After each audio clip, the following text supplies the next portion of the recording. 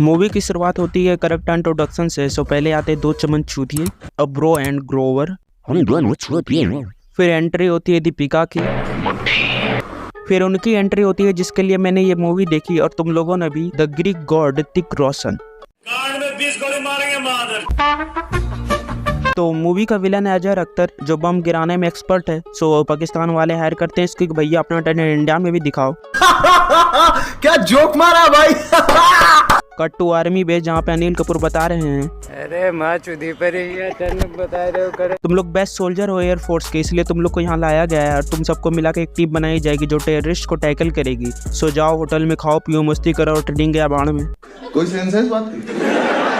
वहीं अगले सीन में विलन खाना खाते हुए प्लान बता रहा है, I love Urfi Javed.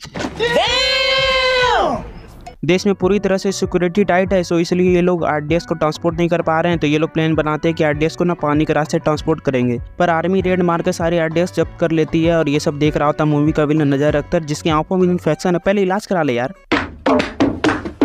Cut to army base, जहाँ पर अनिल कपूर एक्सप्लेन कर रहे हैं कि आज हम लोग एक ट्रेनिंग ऑपरेशन करेंगे। मैं एनिमी रहूंगा और मेरा मोटिव है चॉपर्स पे अटैक करना और तुम लोग को चॉपर्स को प्रोटेक्ट करना है।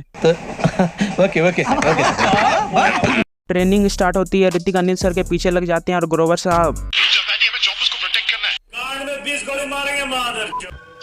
ऋतिक अनिल सर के पीछे पड़ जाते हैं, लेकिन अनिल सर भी कम नहीं है, ये भी चकमा देकर ऋतिक के पीछे आ जाते हैं। ये सिलसिला ऐसे ही चलता रहता है, दोनों एक दूसरे पर मिसाइल लॉक करने की कोशिश कर रहे होते हैं। जिसने भी पहले मिसाइल लॉक कर दी वो जीतेगा। अब हीरो है ऋतिक रोशन, तो ऑब्वियसली ऋतिक ही जीतेगा, पर ग्रोवर्स और चॉपर्स को प्रोटेक्ट नहीं कर पाए तो ऋतिक जीत के भी हार गया। अनिल सर ने लगाई क्लच कैबेज, चूते तुम्हारी फर्स्ट प्रायोरिटी थी चॉपर्स को प्रोटेक्ट करना, ना कि मेरे को पेलना। मदद गालियां सुनने के बाद गम बुलाने के लिए ये लोग मैदान में आग लगाकर मस्त दारू पी रहे होते हैं। थोड़ी शायरी और वक्त होती के बाद दीपिका ऋतिक को अपनी सैड स्टोरी सुनाती है कि वो कैसे एयरफोर्स में आई। एयरफोर्स बनने के बाद इसका बाप इससे बात नहीं करता क्योंकि इसका बाप नहीं चाहता था कि एयरफोर्स बने। सर आप क्यों नहीं चाहते थे कि आपकी बेटी एयरफोर्स में जाए सर? चुप करे मैनेजर। दीपिका को ग्रोवर की वाइफ से बातों ही बातों में पता चलता है कि ऋतिक की शादी हो चुकी है और उसकी बीवी का इंतकाल हो चुका है। इसका मतलब ऋतिक हो गया। तो अगले दिन अनिल सर सबको सीक्रेट एजेंट जरीना बेगम से मिलाते हैं, जो कि असल में एक लड़का है। तो सीक्रेट एजेंट बताता है कि स्क्रीन पे दिख रहा है ये हैंडसम बंदा कोई मॉडल नहीं है, बल्कि ये साला टेररिस्ट है और ये इंडिया पे हमला करने की प्लानिंग कर रहा है। सो बी केयरफुल। पर इन्हें इस बात से घंटा फर्क नहीं पड़ता। अगले ही सीन में ये दोनों एक दूसरे को देख हेलुसिनेशन करने लगते हैं और हेलीकॉप्टर से पहुंच जाते हैं समंदर के बीच। What the hell? Yes, exactly. वही मूवी का विलन इस गोलू को चूतिया बना के सुसाइड बॉम्ब अटैक करवाने के लिए राजी कर लेता है। ये बंदा सीधा मिलिट्री बस के बीच में घुस जाता है और फिर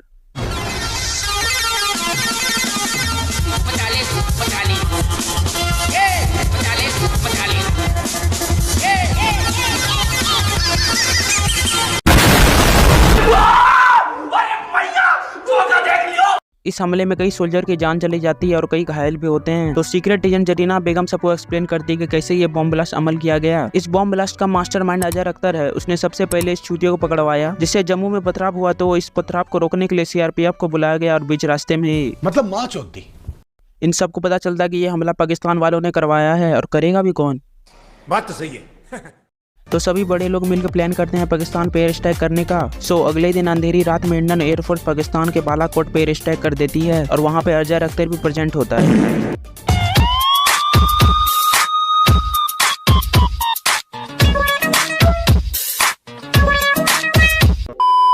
इतने बॉम्ब ब्लास्ट के बाद भी ये भूतनी अजय अख्तर जिंदा बच जाता है, पता नहीं कैसे। हाउ भोसड़ी के अमर हैं। मार खाने के बाद अजहर पहुंच जाता है पाकिस्तानी आर्मी के हेडक्वार्टर के भैया। CB dope yes CBD dope. अरे बस कर भाई। वही मिशन सक्सेस होने की खुशी में सब कर रहे हैं पार्टी।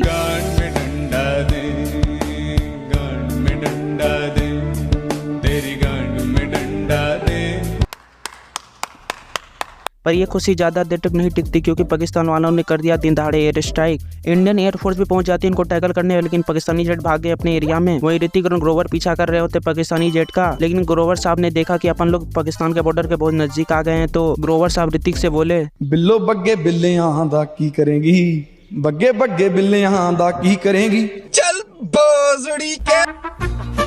फिर क्या वही होना था जो हुआ। ओब्रॉय एंड ग्रोवर फंस गए दोनों जाल में। ओब्रॉय एंड ग्रोवर की दोनों की क्रैश लैंडिंग होती है पाकिस्तान में। टूटा हुआ साज हूँ मैं खुद से ही।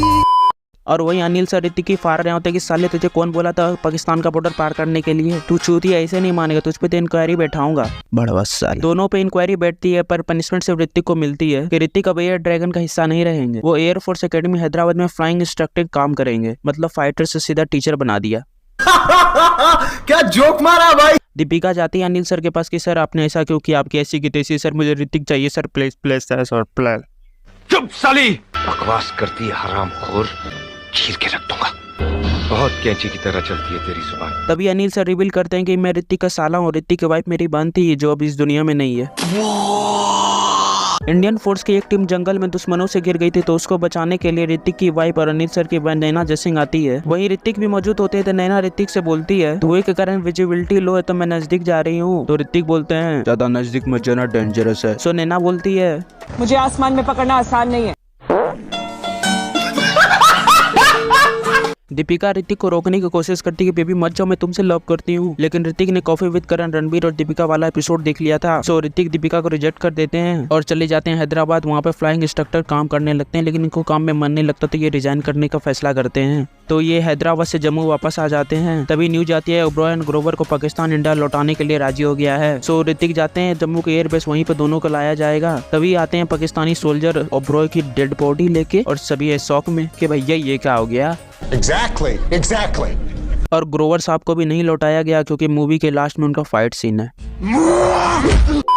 अनिल सर पावर में आ गए कि पाकिस्तान की अब इन लोग से सहा नहीं जा रहा तो बड़े बड़े ऑफिसर मिलकर प्लान करते हैं ग्रोवर साहब को वापस लाने का। तो अनिल सर रात में प्लान बताते हैं, दिन में फोर्स को भेजते हैं।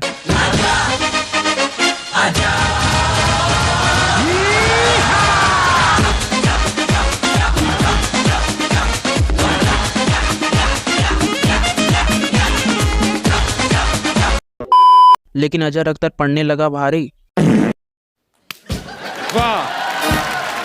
इंडियन आर्मी ग्रोवर साहब को बचा लेती है लेकिन तभी एक मिसाइल सरदार जी का हेलीकॉप्टर में आके लगती है और तभी पता चलता है कि अभी हम जिंदा हैं। अजहर अख्तर के और टीममेट भी आ गए और सभी मिलकर इंडियन फोर्स पे पड़ने लगे भारी। तो ये सब देखकर ऋतिक सर आने गया तो वो निकल लिए अपनी टीम को बचाने के लिए और साथ ही साथ अनिल सर भी चल गए। दोनों ने मिलकर पाकिस्तानी जेट को रेल दिया और वहीं पर छोटे सरदार को पेल रहा होता है अजहर अख्तर।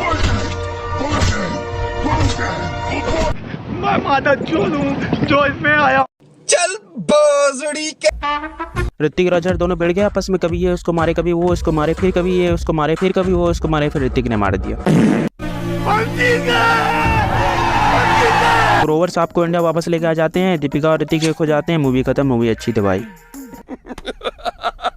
लाइक कर दो, सब्सक्राइब कर दो, जो करना है कर दो।